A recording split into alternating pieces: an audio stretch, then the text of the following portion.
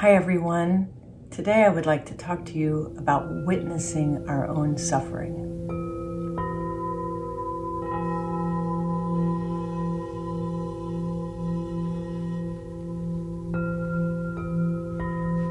This is so misunderstood. Even if you think about the word witness, it's to be able to watch something or to see something.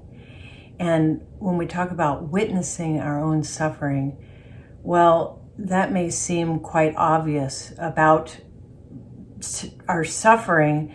It's right there in our faces. If we're angry about something, or if we're filled with self-pity, or full of anxiety that we can't control and that runs off like a train, we probably know that we wouldn't like to be feeling that way, and it's probably right in our faces, if you know what I mean.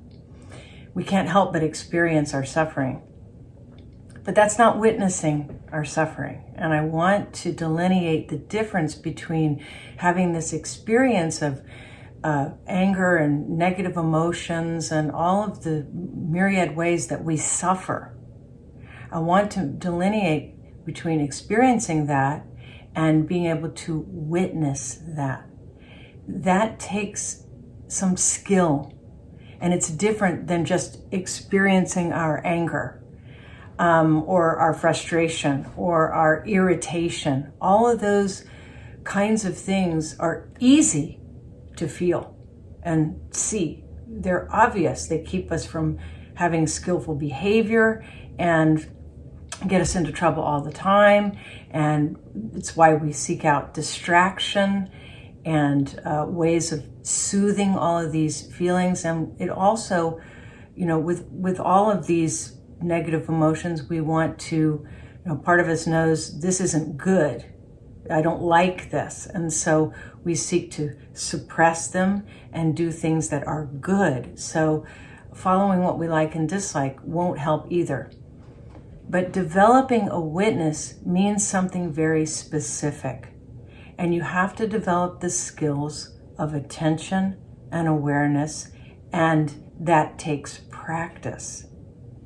So it's so important, because when you get in that negative emotion, when you get in that frustration or that irritation, if you have done this practice of attention, awareness, and you learn what presence is, you learn what being awake is, you're aware that you're aware, and that you're in the presence of your awareness.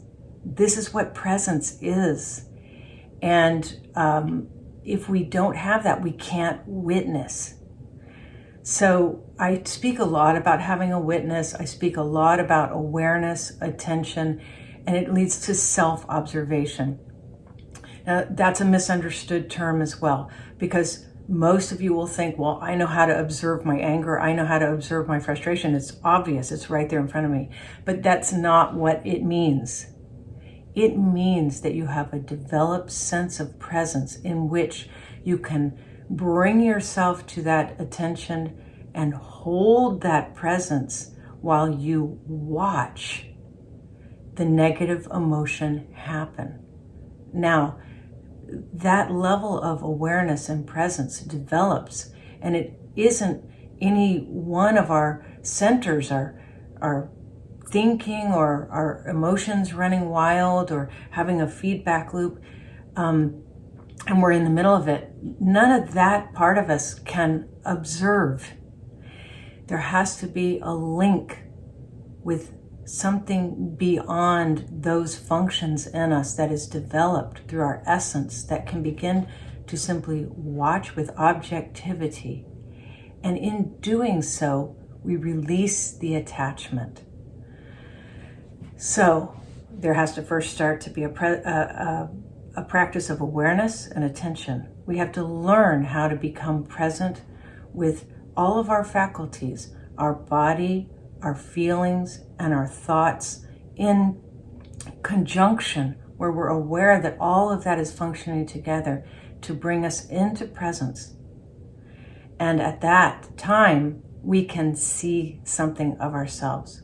So we learn to have that skill developed so that when the negative emotions come along, we can abide in those negative emotions. Maybe we just sort of ride the wave.